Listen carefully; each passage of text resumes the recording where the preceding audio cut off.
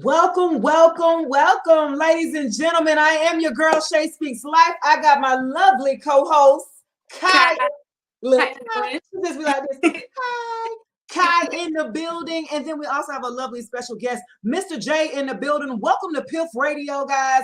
We are super excited to have Mr. J in the building. How are you, Mr. J? I'm good. All right, awesome. Good to hear. We're going to get into it here, okay? We was talking backstage for a while. I had them laughing. Y'all know how I do. I don't care. I be putting all my business out there. I don't care.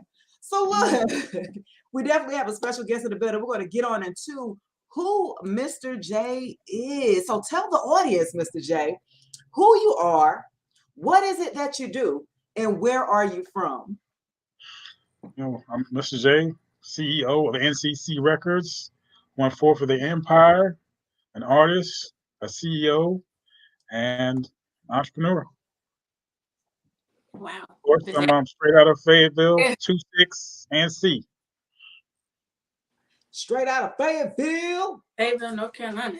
Woo, woo, woo. North Carolina. Every time I hear that, that's the P Pablo. Automatically, my shirt just be going like that. Like, hey, shout out like the helicopter. Okay, shout out to North Carolina, man. You guys are representing heavy this year. Actually, with Piff Radio, we have a lot of talent that has come out of North Carolina that I've had the opportunity of interviewing and meeting here.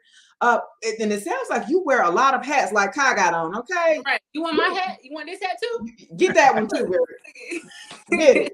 He needs the collection. Right. Oh, okay, because you wear a lot of hats. You do a lot, Mr. J. I kind of want to, you do. Look, I'm trying to go back. Like the entrepreneur, CEO, record label owner, record label, rapper. Artist. What's your favorite? Let me ask you this.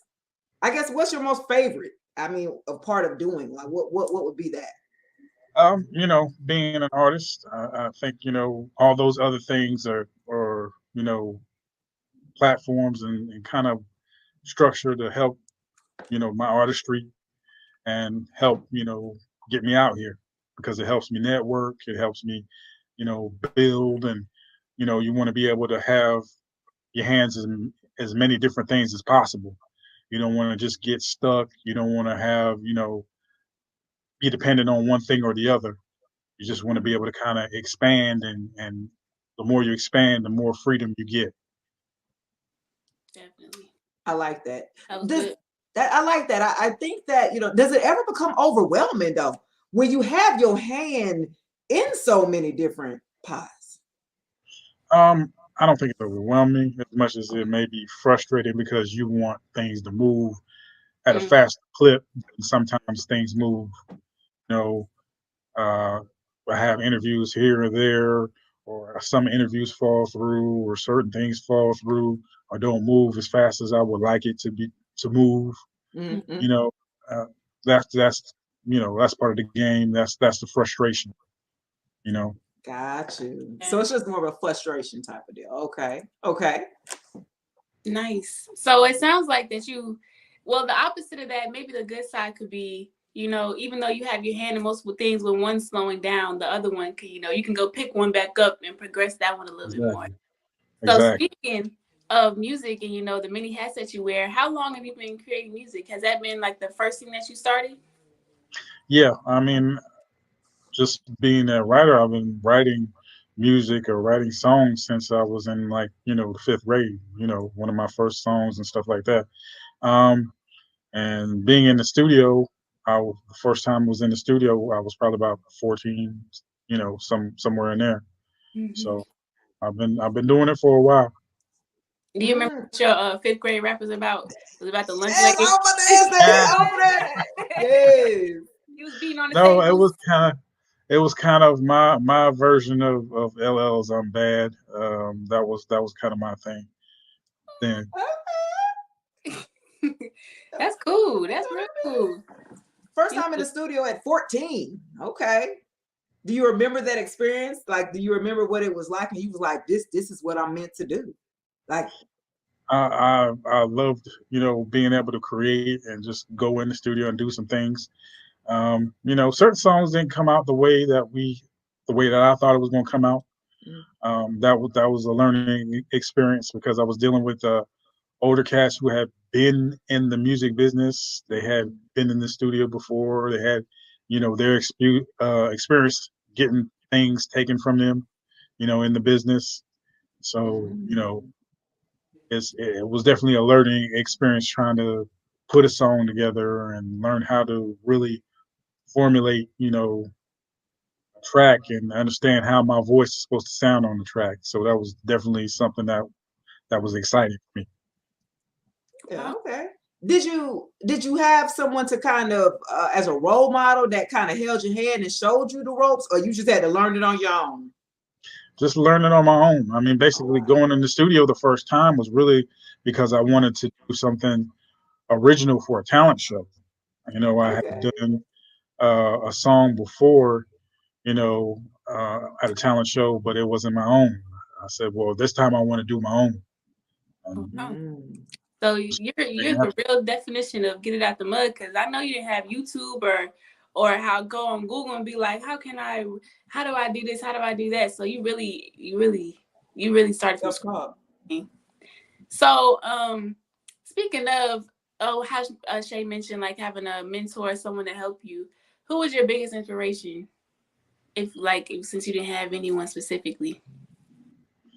My biggest inspiration was, just various different cats. Like I said, we had heard LL. I'd heard, various different people, from Wu-Tang to, all the early 80s rappers, early 90s rappers, even, now with current, rappers, 2000s and things like that. But back then, that was my early inspiration was kind of one of the songs that kind of really set me in a space was Down with the King. That was kind of what kind of gave me a little platform to understand how to exactly write and structure my songs. So Run DMC kind of gave me some of that. Run DMC. I was gonna ask him like, I was gonna be like, who do that? Run DMC, gotcha. Run DMC. Nice. They definitely are dope. I think that from all the artists from back then in the early 80s and 90s, even to the 2000s. Let me ask you really quick, because you mentioned the newer one from 2000. Who would be one of your favorite or most inspirational 2000-ish artists? It's a lot of different ones. DMX kind of came in at 99, 2000. Jay-Z got bigger in 2000. I listened to Dr. Dre. I mean, I listen to so many different people. It's a long laundry list of folks, and even now, like I listen to Griselda, Pusha T. That's what's in my rotation right now. Kendrick, J. Cole. That's what's in the rotation right now in the car. Took it back, and then I even got some old school Ice-T in rotation right now too. So Ice-T, okay. It's a lot of different people in rotation right now. I listen to so much stuff. I'm a consummate student of hip hop, and I think that's how you have to be if you want to be, a good MC and a good artist. You have to be a consummate student of what you're doing. You have to know the history. That's true. That's very true. You hit with the Ice-T though. How about Kai? You don't know nothing about the Ice-T. She don't know nothing about that. You look. She knew about the other ice. She know. I ain't know the ice. She knew about the Q, but not the T. Okay. All right. That's funny. So, Mr. J, what challenges have you faced as an artist? Just being able to try to put shows together, being able to try to learn and have management, because when we first started as a group, as Omega Clan, We had several different managers. We had grown from, just me being in the studio to me wanting to try to create this group of 4 people. Then we kind of grew at its height to about 32 people. Okay. When we had this big conglomerate, together, and we had other people, like I said, who had stuff taken from them in the business. We had worked with one manager who, said he had some tracks taken from him that ended up with guys like Dr. Dre and other folks, So we ended up getting kind of jerked around and, trying to figure out what we wanted to do. We had some other showcases and things like that we were supposed to do that didn't happen and didn't pan out. Had money kind of taken from us. So that's what, why I wanted to learn more about the business and go off to college and learn about business and study that. So those were kind of the things that we faced and I faced, is learning the business, learning how to get out here, how to create shows, how to put on shows, and have shows that, may have not have been as successful as I would have wanted them to be. But still learning from all those things. Wow. Now, that's a lot. You mentioned a group of, it was 32 of you guys? Yeah, at its height. Wow. How did that even, I'm trying to. Yeah, y'all different things, or was it like 32 artists? Or was it just a team of 32 people? 32 artists. 30, wow. Different singers and rappers. We had a big collective, but, those people kind of fell off as, opportunities didn't pan out the way they thought they were going to pan out. And just kind of being, the 4 of us who, is part of what is now called the Empire. Started off as Mega Clan and now, became the Empire. Mega Clan is a tough name. That's a real good. The Omega Clan started out with 32. Now it is the Empire, and it's just 4 of you guys. Yeah. But you all originated. You got the original 4 of you were from Omega Clan, right? Three of the originals. Okay, that's dope. It's because it's challenging. Anytime that you know how to control your own self. When you try to have multiple people in a group, that's with anything, right? That's even with podcasting. That's with a group of anything. You trying to get people together, their schedules, their personal life situation. You know what I'm saying? It's so many different things and facets that can happen and to pull them in different directions. So I could imagine even being a manager of a group that large on that scale is definitely challenging. So kudos to you guys. You know what I'm saying? You still stuck it in there though. You was like, nah, forget that. Yeah. I still see the bigger picture. You know what I'm saying? So that is definitely what's up. Okay. Definitely. And you were speaking about how, unfortunately, I'm so sorry that happened. I guess that happened when you were younger, when things were taken from you, money, Yeah. So that's all prevalent right now in the music industry. Signing a contract, you're probably not going to get deals and shit. Right. It's probably not going to be as beautiful as it's presented to you. So what would you change about the music industry if you had a chance? I think we would have more access, on terrestrial radio. Every hour there should be, a handful of independent artists played. I mean, these are corporate companies who are on basically public access or public radio stations, public airwaves. You know what I'm saying? The federal government gives those public airwaves out to those stations for them to be able to broadcast. Part of that, we should be able to have that as a service, a public service for artists to be able to, be broadcast on there on a regular basis and become part of the, regular rotation. Definitely. That's definitely true. Interesting. Where's J-Rod when we have the Welcome to Piff Radio sign when you need it? Right. Welcome to Piff Radio. Because we support our indie artists here. That's all we spend, as an independent station here. You know what I mean? So we get the bigger picture when it does come to independent artists and spinning, right? The streams, the spins. Because initially when we first started out, we were playing mainstream and indie. So when I came on board, now let me, Mr. CEO, look, I'm sorry, boss.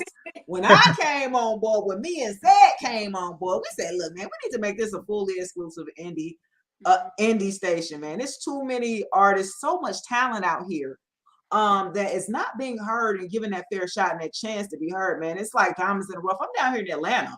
Everybody rap here apparently. Hell, I'm about to start rapping, Mr. J, because they getting knocked off left and right down here, Just heard about Shaka, Ludacris's manager. Yeah. So sad. It's crazy. I'm like, who's up next? Because at this point, the bell is ringing. I don't know what's going on out here, and it's almost have you scared to be an artist. Like, is it worth it at this point? Because I'm kind of worried for the ones that are still artists. Like, they really laying low. A lot of them are really, really laying low right now. Yeah, at this point, you got to be able to control the environment. I mean, there's too many people out here trying to, party it up and do this and do that and go places you normally wouldn't go, if you were there by yourself. You know what I'm saying? Look, if you ain't from there, you don't go there. If you don't have, if you don't check in with certain people who are plugged into what's going on in that neighborhood or that section of town, just wander around everywhere. That's true. You got to manufacture your environment. You just can't do everything you want to do. So maybe okay, I see what you're saying. They be wilding out there. Look, I be like, the newer artists, I don't really know too much of because I am kind of old school. I try to stay relevant because I have teenagers. My daughter, she'll be 21. So I mean, I have them try to keep me a little bit into the loop because I can't keep up with all that stuff now. It do seem like one come out every day. It do. I'm about to watch, Mr. J. Go on and sign me up under you. Under NCCE. Look, I'm telling you. So being that you have your own label here, right? If you had an opportunity, a major label came to you and said, hey, Mr. J, hey, we would like to take you up under our wing here at this point and put some money behind you to back you. Would you go to a major label or would you stay independent? It would depend on the deal, and then it have to be a label deal. It have to be, something that was beneficial to me, not a 360 that was beneficial to the label and the label alone. I got into a discussion with somebody not too long ago about, why wouldn't you go ahead and sign a 360 deal? They're pushing, they're doing this and they're doing that. Yeah, that's all well and good, but if you're not in control of all your masters, you're not in control of your image, you're not in control of everything that is essentially you, then what good is it? Right. You're under their umbrella, and they're in control of everything. So it's got to work out to my benefit to be able to go with a major and be a label deal or an entertainment entity deal, so that I can be in films and television and, use all those things to generate money and generate passive income, even when I'm not out here actively doing something. That's interesting. You can go ahead. I was going to say, with the film, because I do want to talk about that, you still want to have that door, that availability, if you will, to still be able to do what you want to do and still have control over your art, over your craft, right? And not to be kind of like a yes, man. Okay, yes, man. That's what you said to do. That's what I got to do. I might have to change this and do what you said. I like that. Keeping the authenticity, right, of who you are, how you started, and it has to make sense to you in order for you to do that. So I definitely commend you for that for sure. Ty? I was going to say, I didn't know that artists didn't have, like, they can't be in movies and TV shows if they sign a contract with the record label. Well, I mean, they can, to my knowledge, but I think if you're under this 360, it's kind of like they control more of your image, they control more of what you do, you know, and you know those type of deals, people just kind of look at it and they may look at the money, they don't look at what's entailed and everything else. Yeah. Ooh, what money makes some people do. Anyways, speaking of filming, tell the audience about some filming projects you've been a part of or what you're cooking up. Well, I've been a part of a movie called The Herb Train, directed by Cayenne, The Lion King. He directed it, he starred in it, he wrote it. I was there for a hot second. If you blink, you miss me. I've had a bigger part in a movie called Savage Genesis, which my track "Trolling for Nothing" is a part of that soundtrack. I have a bigger speaking part in that movie. Also, coming up, it's still in post production, called Tales from the Dead Zone.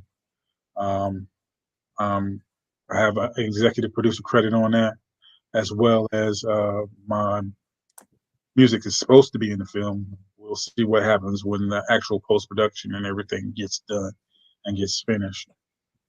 So those are a few things I've been a part of, as well as I'm working on a documentary celebrating 10 years of the Underground Experience blog, which I've interviewed independent artists everywhere from here in North Carolina to Prague, Czechoslovakia.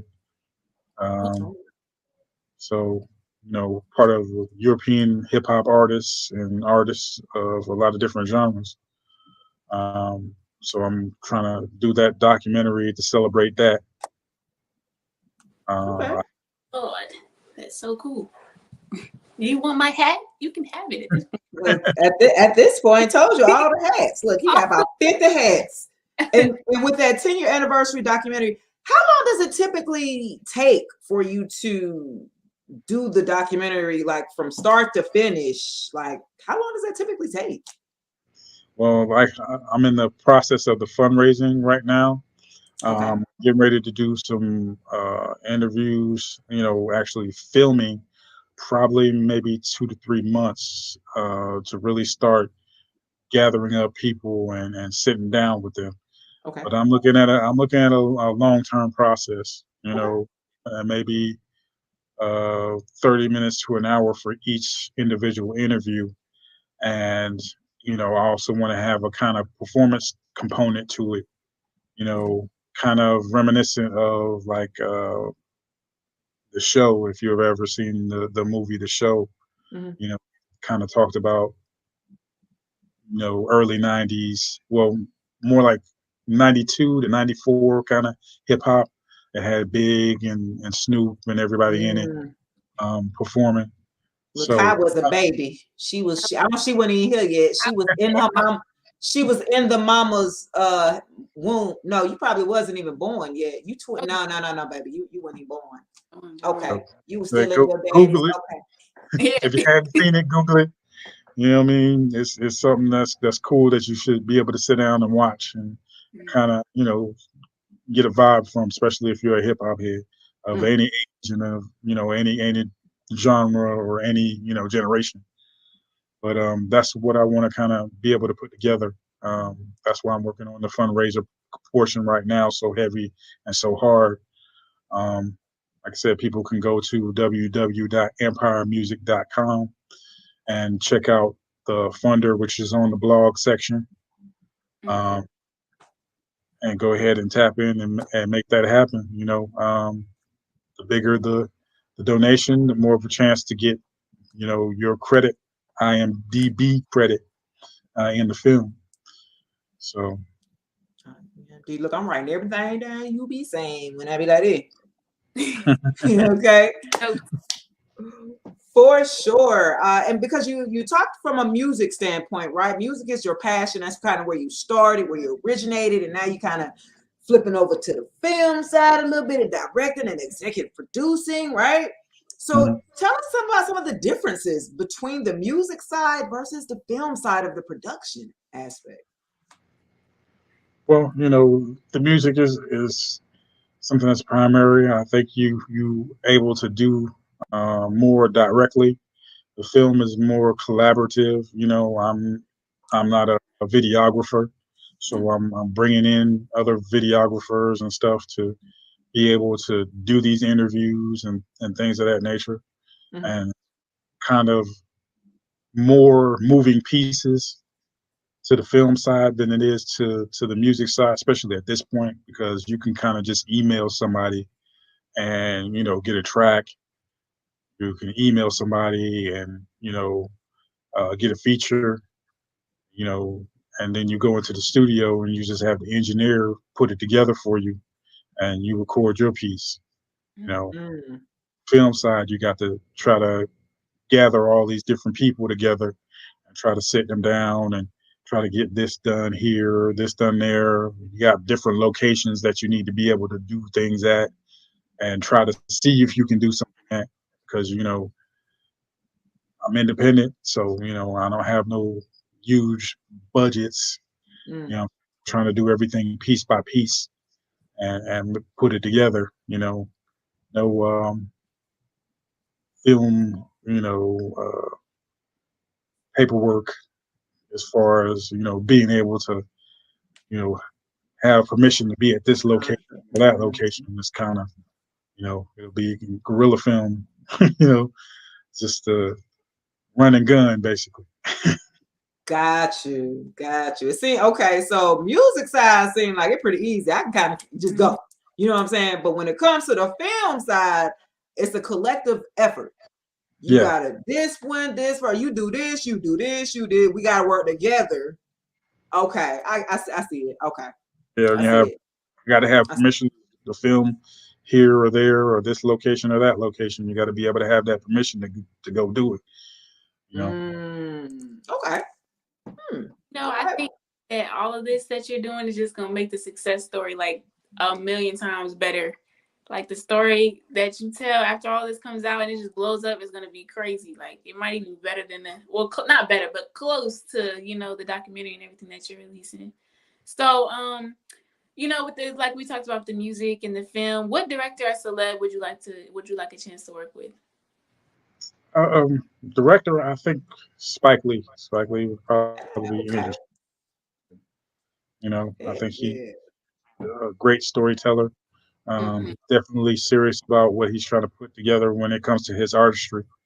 And he's definitely somebody who knows how to sell his product, when he creates something.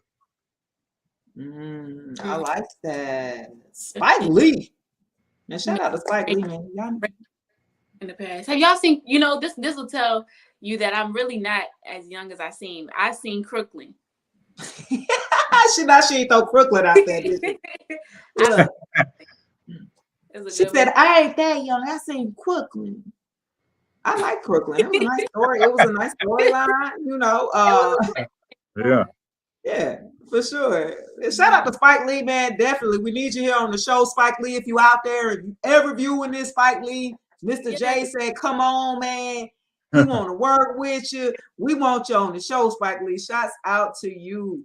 All right. So we're going to kind of switch gears really quick here. This is more of our personality questions, if you will. And this is my question, because I'm the zodiac astrologer of the group, right?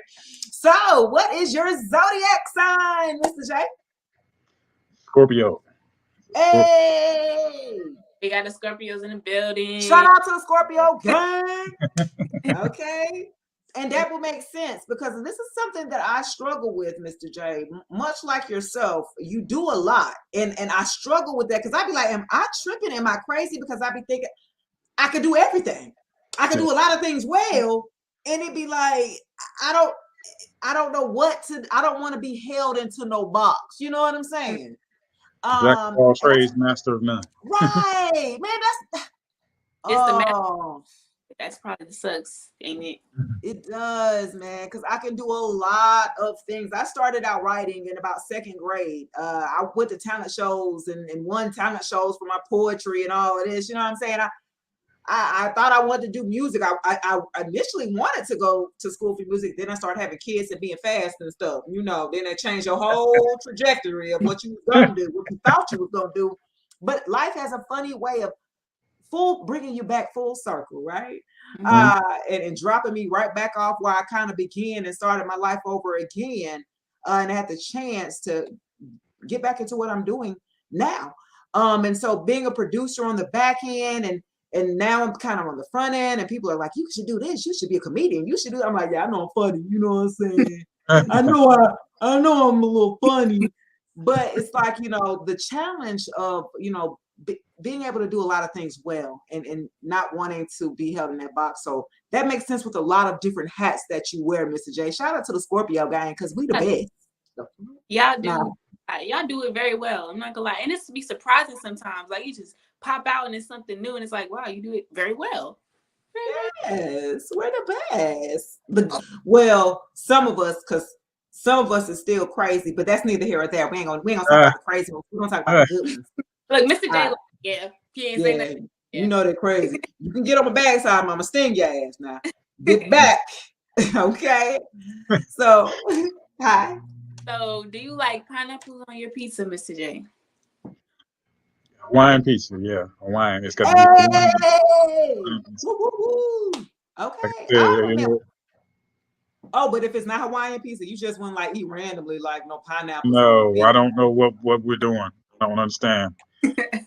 Why don't eat meat? What people's lives about, when pineapple just by itself. I ain't gonna cap. Hawaiian. I ordered some Domino's last week, and I just had pineapples on it, and it was disgusting. I ain't gonna lie. I was like, "What is this?" It was really nasty. Well, yeah, but Papa John's do theirs well. Domino, I don't know. That was my first time ordering with just pineapples. What? Y'all don't judge me. I mean, what? I don't eat meat, so I mean, I used to eat the pepperoni and pineapples when I ate meat, but now that I don't, it's just pineapples. It's weird, I know. Javi, the pilot, one of our co-hosts, he despises pineapples on pizza. So we have this little vote thing going on for all of our guests. You know what I'm saying? And I think he kind of got a little edge on me this year. Last year I won. Most people that we did interview does like pineapples on their pizza. This year, not so much. I got to get the right people in the right place. Okay. So I can win again this year. All right. And so before we wrap up here, we do have a video here, Trolling for Nothing. We do want to play the video here before we get out of here for you, right? So we want to put that up. Mr. J's video, Trolling for Nothing. This is going to be our ish time, if you will. And I'm going to get that video pulled up here for us. All right. Y'all see the screen? Yes. All right, perfect. Let's go.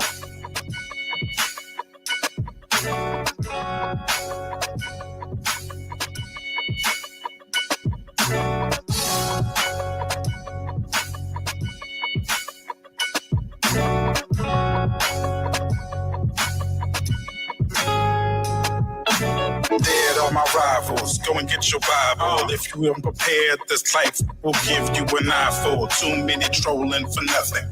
Underwear cats out here is here to hunt. Wolves with the heat, that heat will leave you slump over in your front seat. Now you got your ticket punched when you should have been up out the beats. World out of reach. Pastor giving you his last speech. All cause you beefing for a hit. Treating the game like it's like a lick. Talk slick, then get your wig split. You get one warning to stay off the strip. Next time, the bow and arrows will leave you zip. Treating the game like it's like a lick. Talk slick, then get your wig split. You get one warning to stay off the strip. I got so much to deal with. You got no choice but feel this. Our fans got hands up, yours still sit. Take them on a field trip, going to the top tip. I got so much to deal with. You got no choice but feel this. Our fans got hands up, yours still sit. Take them on a field trip, going to the top tip. Going to the top and I can't look down. I see a bunch of hate, but it's just those clowns. They hate what I make, I stay by the cake. Gotta make it shake. When you broke, you break. Never worry about what I can't control. Focused on my goals, and every day I'm praying for my soul. I got glow, I got flow. You know what you know. If you don't, you slow. These streets got no love, played by no code. Boys on the corner and they all getting blown. It's unfair out there, no one cares nor shares. Better off being prepared, no signs of being scared. I dressed up in army fatigue gear. All right, man. That was dope, man. Shout out to Mistajay. And who was that featuring, Mistajay? Who was that? Hunt Day. Hunt Day. Featuring Hunt. Out of Raleigh. Okay, Raleigh. Okay. North Carolina. Okay. Here you go again. Okay. So that definitely that was a little bit of the trolling for nothing. And that actually is on that's on the Herb Train, or no, that's on the right Savage Genesis sound. Okay, the Savage Genesis. Okay, I was writing the notes down. Okay, great. It was on there. So definitely part of that movie. Awesome, man. Please, that was great. That was dope, man. Appreciate the love. Yeah, it was. The beat was giving me, I'm assuming that's like a 99 type of beat, like an old school beat. It felt very. Yeah. Mm-hmm. Nice. Before we wrap up, Rick Marvel. Rick Marvel did some work for Black Sheep and a couple other groups. That beat was nice. Skills. Yep. Yeah, that shit was dope. All right. Before we close out this wonderful interview, please, Mr. J, tell us how the audience can reach you, your social media handles, please. You can check me out on IG, NCC CEO, on Facebook, NCC Records, The Empire, on Twitter, NCC Record Empire, and of course, check out the website, www.empiremusic, music spelled MUSIQ. Go check it out. Go check out all the stuff that we have going on. Awesome. I'm glad you clarified that, because I showed been like, well, I can't find it. I put in MUSIC. I couldn't find the shit. I don't know what he was talking about. And before y'all know I'm crazy. Look, before we get out of here, Mr. J, please give us that Piff Radio drop. Yo, y'all know y'all rocking with Piff Radio. Hey, we definitely appreciate it. Piff Radio. Nice. Thank you, Mr. J, for joining us. It was a great interview. Great getting to know you and all your many hats. I wish you well. Hope the documentary goes well. Can't wait to see that. Hopefully it don't take too long, because I'm very, very, very interested in it.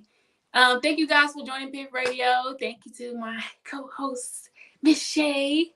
Thank you, Mr. J, for joining us. You can follow Piff Radio on Instagram, Twitter, subscribe to us on YouTube and on Facebook.